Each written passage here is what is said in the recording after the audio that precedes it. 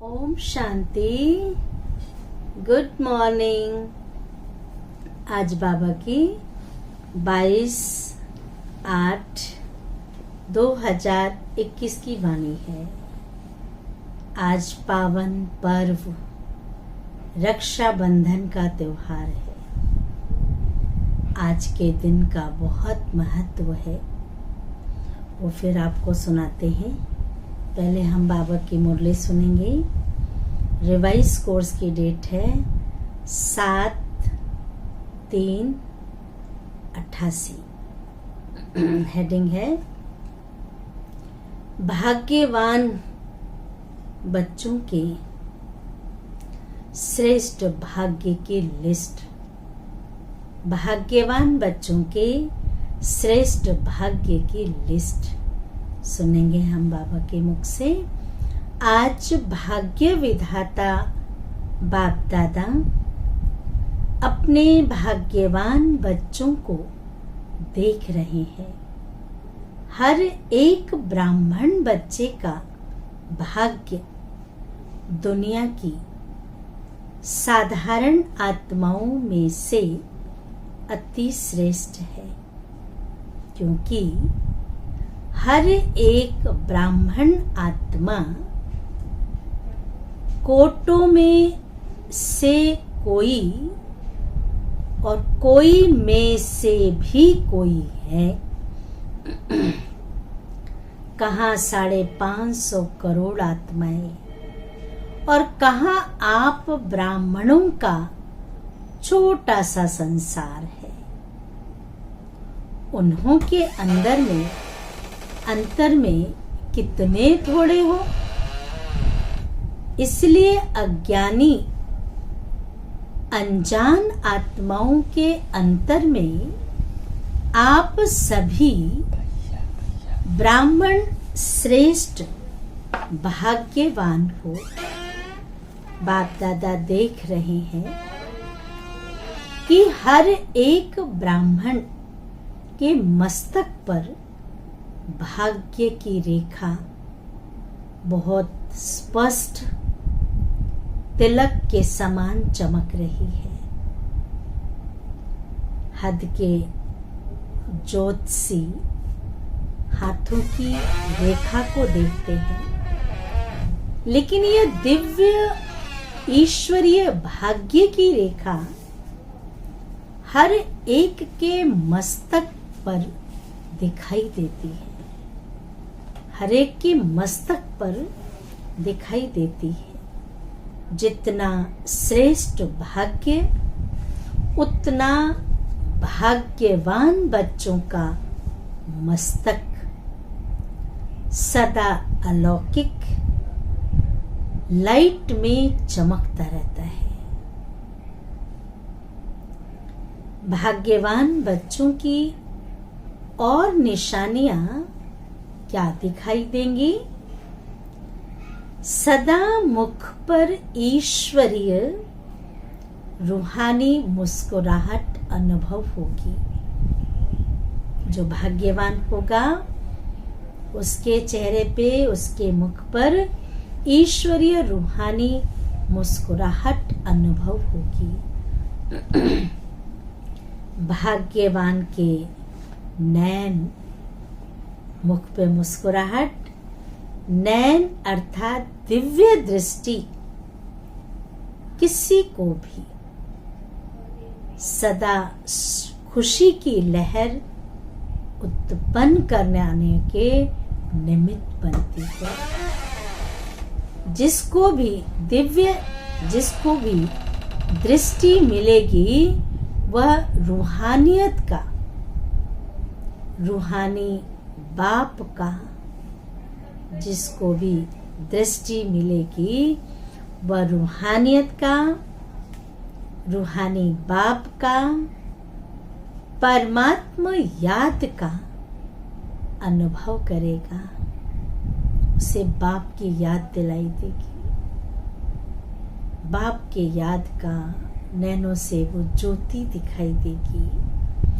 भाग्यवान आत्मा के संपर्क में हर एक आत्मा को हल्कापन जो उसके संपर्क में आएगा, हर एक को हल्कापन अर्थात लाइट की अनुभूति होगी। ब्राह्मण आत्माओं में भी नंबरवार तो अंत तक ही रहेंगे, लेकिन निशानियां नंबरवार सभी भाग्यवान बच्चों की है। निशानियां नंबरवार सभी भाग्यवान बच्चों की है। आगे और भी प्रत्यक्ष होती जाएंगी। अभी थोड़ा समय को आगे बढ़ने दो। थोड़े समय में जब अति और अंत दोनों ही अनुभव होगा, तो चारों ओर अनजान आत्माएं हद के वैराग्य वृत्ति में आएंगी और आप अनजान आत्माएं भी हद की वैराग्य वृत्ति में आएंगी और आप भाग्यवान आत्माएं बेहद के वैराग्य वृत्ति के अनुभव में होंगी। अभी तो दुनिया वालों में भी वैराग्य नहीं है। अगर थोड़ी बहुत रिहर्सल होती भी है तो और ही अलबेलेपन की नींद में सो जाते हैं कि यह तो होता ही रहता है। लेकिन जब अति और अंत के नजारे सामने आएंगे तो स्वतः ही हद की वैराग वृत्ति उत्पन्न होगी और अति अटेंशन होने के कारण सभी का अटेंशन एक बाप की तरफ जाएगा। जब चारों तरफ टेंशन होगा तो सबका अटेंशन, सबका ध्यान एक बाप तरफ जाएगा। उस समय सर्व आत्माओं की दिल से आवाज निकलेगी कि सबका रचयिता, सभी का बाप एक है और बुद्धि अनेक तरफ से निकल एक तरफ स्वतः ही जाएगी। ऐसे समय पर आप भाग्यवान आत्माओं की, ऐसे समय पर आप भाग्यवान आत्माओं की बेहद के वैराग्य वृत्ति की स्थिति स्वतः और निरंतर हो जाएगी और हर एक के मस्तक से भाग्य की रेखाएं स्पष्ट दिखाई देंगी। अभी भी श्रेष्ठ भाग्यवान बच्चों की बुद्धि में सदा क्या रहता है? क्या रहता है? भगवान और भाग्य, दो चीजें होती हैं। अमृत वेले से अपने भाग्य की लिस्ट निकालो। भाग्यवान बच्चों को अमृत वेले स्वयं बाप उठाते हैं। सोचो जरा, स्वयं बाप उठाते भी हैं और आह्वान भी करते हैं। जो अति स्नेही बच्चे हैं उनका अनुभव है कि सोने भी चाहे तो कोई सोने नहीं दे रहा है, कोई उठा रहा है, बुला रहा है। ऐसा अनुभव होता है अमृत वेले। बाबा उठाता है ना। अमृत वेले से अपना भाग्य देखो। भक्ति में देवताओं को भगवान समझ भक्त घंटी बजाकर उठाते हैं और आपको भगवान खुद उठाते हैं। कितना भाग्य है। अमृत वेले से लेकर बाप बच्चों के सेवाधारी बन सेवा करते हैं और फिर आह्वान भी करते हैं, आओ बाप समान स्थिति का अनुभव करो, मेरे साथ बैठ जाओ। बाप कहाँ बैठा है? ऊंचे स्थान पर और ऊंची स्थिति में। जब बाप के साथ बैठ जाएंगे तो स्थिति क्या होगी? मेहनत क्यों करते हो? साथ में बैठ जाओ तो संग का रंग स्वतः ही लग जाएगा। क्यों मेहनत में टाइम वेस्ट कर रहे हो? स्थान के प्रमाण स्थिति स्वतः ही होगी। जैसे मधुबन के स्थान पर आते हो तो स्थिति क्या हो जाती है? योग लगाना पड़ता है या योग लगा हुआ ही रहता है? तभी तो यहाँ ज्यादा रहने की इच्छा रखते हो ना। अभी सबको कहें और 15 दिन रह जाओ, सबको कहें कि और 15 दिन रह जाओ तो खुशी में नाचेंगे ना। तो जैसे स्थान का स्थिति पर प्रभाव पड़ता है, ऐसे अमृत वेले या तो परमधाम में या सूक्ष्म वतन में चले जाओ, बाप के साथ बैठ जाओ। अमृत वेला शक्तिशाली होगा तो सारा दिन स्वतः ही मदद मिलेगी। तो अपने भाग्य को स्मृति में रखो, वाह मेरा भाग्य, वाह। दिनचर्या ही भगवान से शुरू होती है। फिर अपना भाग्य देखो, बाप स्वयं शिक्षक बन कितना दूर से आपको पढ़ाने आता है। लोग तो भगवान के पास जाने के लिए प्रयत्न करते और भगवान स्वयं आपके पास शिक्षक बन पढ़ाने आते हैं। कितना बड़ा भाग्य है और कितने समय से सेवा की ड्यूटी बजा रहे हैं। कभी सुस्ती करता है, कभी बहाना लगाता है। आप सोचिए, आप सब तो कितने बहाने लगाते हैं। आज सिर दर्द है, आज रात्रि को सोई नहीं ना, पूरी रात नींद नहीं आई। तो जैसे बाप अथक सेवाधारी बन सेवा करते हैं, तो बाप समान बच्चे भी अथक सेवाधारी। अपनी दिनचर्या देखो, कितना बड़ा भाग्य है। बाप सदा स्नेही सिक्किलधे बच्चों को कहते हैं, क्या कहते हैं? कोई भी सेवा करते हो, चाहे लौकिक चाहे अलौकिक, चाहे परिवार में चाहे सेवा केंद्रों पर, कोई भी कर्म करो, कोई भी ड्यूटी बजाओ, लेकिन सदा यह अनुभव करो कि करावनहार करा रहा है मुझ निमित्त करनहार द्वारा। मैं सेवा करने के लिए निमित्त बना हूं। करावनहार करा रहा है। यहां भी अकेले नहीं हो।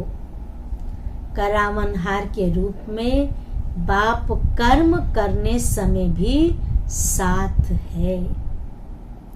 आप तो सिर्फ निमित्त हो। भगवान विशेष करावनहार है। अकेले करते ही क्यों हो?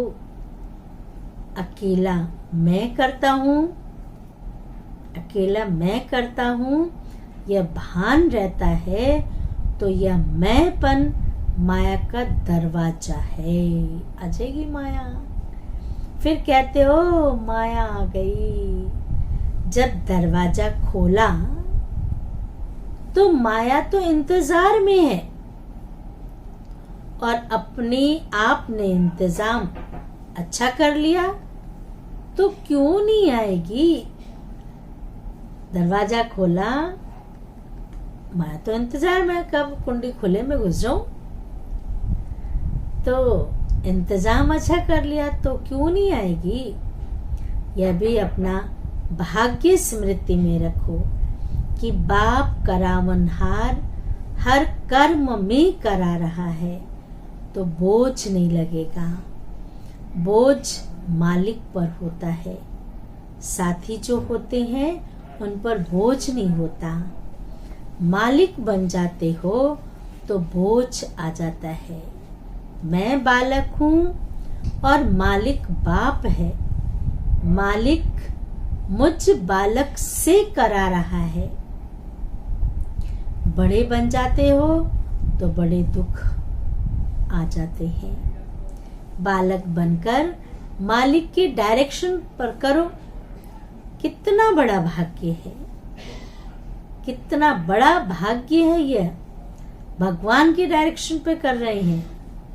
हर कर्म में बाप जिम्मेवार बन हल्का बनाए उड़ा रहे हैं। होता क्या है, जब कोई समस्या आती है तो कहते हो बाबा अभी आप जानो, और जब समस्या समाप्त हो जाती है तो मस्त हो जाते हो।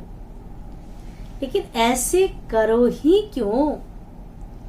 जो समस्या आवे, करावनहार बाप के डायरेक्शन प्रमाण हर कर्म करते चलो तो कर्म भी श्रेष्ठ, और श्रेष्ठ कर्म का फल सदा खुशी, सदा हल्कापन, फरिश्ता जीवन का अनुभव करते हैं और करते रहेंगे। फरिश्ता कर्म में, कर्म के संबंध में आएगा, लेकिन कर्म के बंधन में नहीं बंधेगा। और बाप का संबंध करावनहार का जुटा हुआ है। इसलिए निमित्त भाव में कभी मैंपन का अभिमान नहीं आता। सदा निर्माण बन निर्माण का कार्य करेंगे तो कितना बड़ा भाग्य है आपका। और फिर ब्रह्मा भोजन खिलाता कौन है? नाम ही है ब्रह्मा भोजन। ब्रह्मा भोजन नहीं, ब्रह्म भोजन नहीं, ब्रह्मा भोजन। तो ब्रह्मा यज्ञ का सदा रक्षक है। हर एक यज्ञ वत्स व ब्रह्मा वत्स के लिए ब्रह्मा बाप द्वारा ब्रह्मा भोजन मिलना ही है। लोग तो वैसे ही कहते हैं हमको भगवान खिला रहा है। मालूम है नहीं भगवान क्या है, लेकिन खिलाता है भगवान। लेकिन ब्राह्मण बच्चों को तो बाप ही खिलाता है। चाहे लौकिक कमाई भी करके पैसे कम जमा करते हैं, उसी से भोजन मंगाते भी हो, लेकिन पहले अपनी कमाई भी बाप की भंडारी में डालते हो। बाप की भंडारी भोलानाथ का भंडारा बन जाता है। यज्ञ में तो देते हैं ना। कभी भी इस विधि को भूलना नहीं तो सोचेंगे हम खुद कमाते हैं, खुद खाते हैं। वैसे तो ट्रस्टी हो, ट्रस्टी का कुछ भी नहीं होता है। हम अपनी कमाई से खाते हैं, यह संकल्प कभी नहीं उठ सकता। जब ट्रस्टी है तो सब बाप के हवाले कर दिया। तेरा हो गया, मेरा नहीं। ट्रस्टी अर्थात तेरा, गृहस्थी अर्थात मेरा। आप कौन हो? गृहस्थी तो नहीं हो ना। भगवान खिला रहा है, ब्रह्मा भोजन मिल रहा है। ब्राह्मण आत्माओं को यह नशा स्वतः ही रहता है। यह नशा स्वतः ही रहता है। कौन खिलाने वाला है? और बाप की गारंटी है 21 जन्म ब्राह्मण आत्मा कभी भूखी नहीं रह सकती। बड़े प्यार से दाल रोटी सब्जी तो खिलाएंगे ही। यह जन्म भी दाल रोटी प्यार से खिलाएंगे, मेहनत की नहीं। इसलिए सदा यह स्मृति रखो कि अमृत वेले से लेकर क्या क्या भाग्य प्राप्त है। सारी दिनचर्या सोचो। सुलाते भी बाप हैं लोरी दे करके, बाप की गोदी में सो जाओ, उठाते भी हैं, खिलाते भी हैं, सुलाते भी हैं। थकावट बीमारी सब भूल जाएगी और आप आराम करेंगे। सिर्फ आह्वान करो आराम, तो आराम आ जाएगी। अकेले सोते हो तो और संकल्प चलते हैं। बाप के साथ याद की गोदी में सो जाओ। मीठे बच्चे, प्यारे बच्चे की लोरी सुनते सुनते सो जाओ। कितना अलौकिक अनुभव होता है। तो अमृत वेले से लेकर रात तक सब भगवान करा रहे हैं।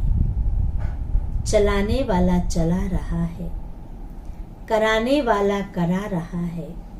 सदा इस भाग्य को स्मृति में रखो, इमर्स करो। कोई हद का नशा भी जब तक पीते नहीं तब तक नशा नहीं चढ़ता है। ऐसे ही सिर्फ बोतल रखा हो और नशा चढ़े जाए, ऐसा तो नहीं होता ना। यह भी बुद्धि में समाया हुआ तो है, लेकिन इसको यूज करो। स्मृति में लाना अर्थात पीना, इमर्स करना, इसको कहते हैं स्मृति स्वरूप बनो।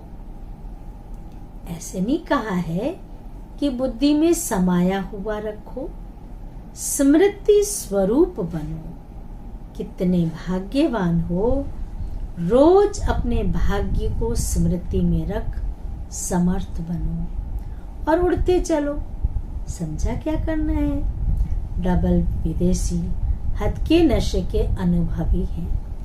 अभी यह बेहद का नशा स्मृति में रखो तो सदा भाग्य की श्रेष्ठ लकीर मस्तक पर चमकती रहेगी, स्पष्ट दिखाई देगी।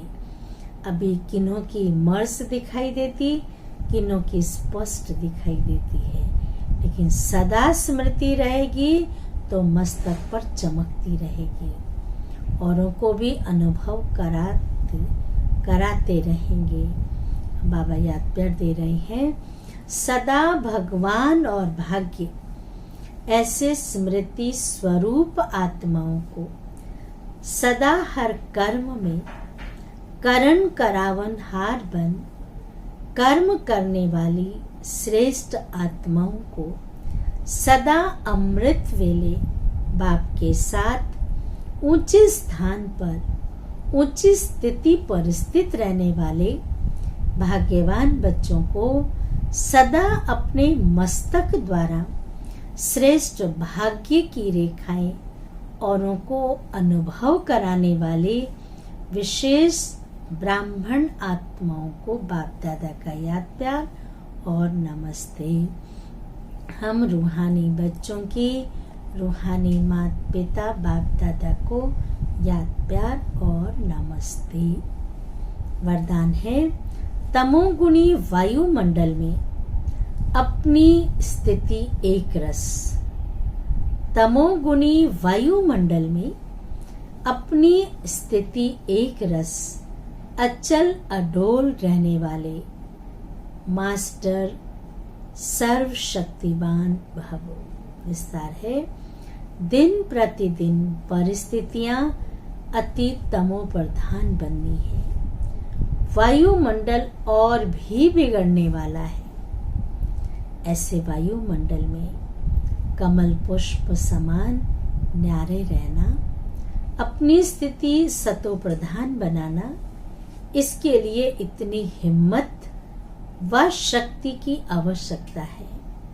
जब यह वरदान स्मृति में रहता है, मैं मास्टर सर्वशक्तिवान हूँ, तो चाहे प्रकृति द्वारा, चाहे लौकिक संबंध द्वारा, चाहे दैवी परिवार द्वारा कोई भी परीक्षा आ जाए उसमें सदा एक रस अचल अडोल रहेंगे। स्लोगन है, वरदाता बाप को अपना साथी बना लो, वरदाता बाप को अपना सच्चा साथी बना लो, तो वरदानों से झोली भरी रहेगी।